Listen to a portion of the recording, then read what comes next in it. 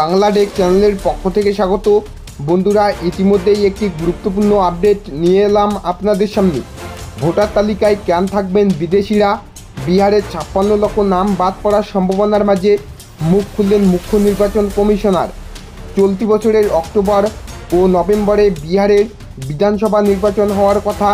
তার আগে ভোটার তালিকায় এসআইআর করতে গিয়ে বিতর্কের মুখে পড়েছেন নির্বাচন কমিশনার।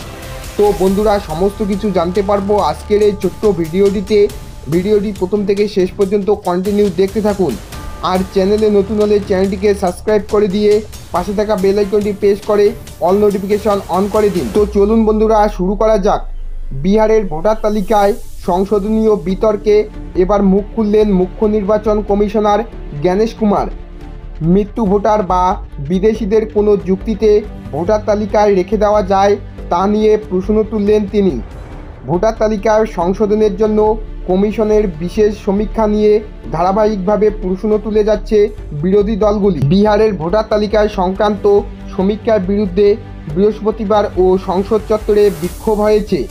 এরই মধ্যে বিহারের ভোটার তালিকা সংশোধনীয় নিয়ে মুখ খুললেন জ্ঞানেশ। সংবাদ মাধ্যমে CNN নিউজ 18কে মুখ্য নির্বাচন কমিশনার বলেন, নির্বাচন কমিশন কি মৃত্যু ভোটারদের ও ভোট তালিকায় রেখে দেওয়ার অনুমতি দেবে?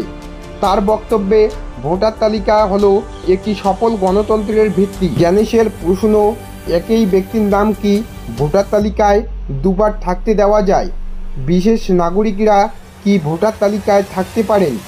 ঘটনাচক্রে বুধবারেই কমিশন জানিয়েছেন, বিহারের সংশোধনীয় ভোটার তালিকা থেকে বাদ পড়তে চলেছে অত্যন্ত 56 লক্ষ নাম। ওই তথ্য প্রকাশ্যে আসার পর বিতর্ক আরও বৃদ্ধি পায়।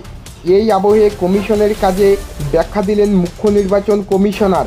বুধবার কমিশন জানিয়েছেন, বাদ পড়া নামগুলির মধ্যে অত্যন্ত 20 লক্ষ মৃত্যু বলে তথ্য প্রমাণ রয়েছে তাদের কাছে। তালিকা থেকে ছাঁটাই 28 লক্ষ ভোটার এখনও আরও বিহারে স্থায়ী বাসিন্দা নন, তারা ভিন্ন রাজ্য থাকেন। অবশিষ্টদের মধ্যে অত্যন্ত 7 লক্ষের নাম একাধিক ভোটার তালিকায় থাকায় বাদ দেওয়া হয়েছে। কমিশনের হিসেব অনুসারে বিহারের ভোটার তালিকায় সংশোধন সংক্রান্ত বিশেষ সমীক্ষায় প্রতিটি বিধানসভায় কেন্দ্র পিছু পড়ে 23,000 নাম বাদ পড়তে পারে। চলতি বছরের অক্টোবর ও নভেম্বরে বিহারের বিধানসভা নির্বাচন হওয়ার কথা। তার আগে ভোটার তালিকায় এসআইআর করতে গিয়ে বিতর্কের মুখে পড়েছেন নির্বাচন কমিশন। শুধুমাত্র বিহারে নয়, এরপরে দেশের অন্য রাজ্যগুলিতেও এইভাবে সমীক্ষা চালাতে চায় কমিশন। পশ্চিমবঙ্গের মুখ্যমন্ত্রী মমতা বন্দ্যোপাধ্যায় শুরু থেকেই এই সমীক্ষা নিয়ে প্রশ্ন তুলে আসছেন। সাংসদ মহুয়া মিত্র কমিশনার সমীক্ষার বিরুদ্ধে মামলা করেছেন সুপ্রিম কোর্টে। গত সোমবার 21শে জুলাই সভা থেকে কমিশনার বিরুদ্ধে তোপ দেখেছেন মমতা।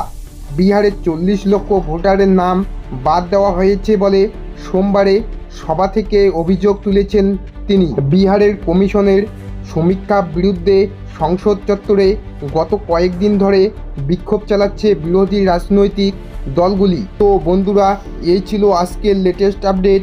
এরকম নতুন আপডেট পেতে আমার এই ছোট্ট চ্যানেলটিকে সাবস্ক্রাইব করে দিয়ে পাশে থাকুন।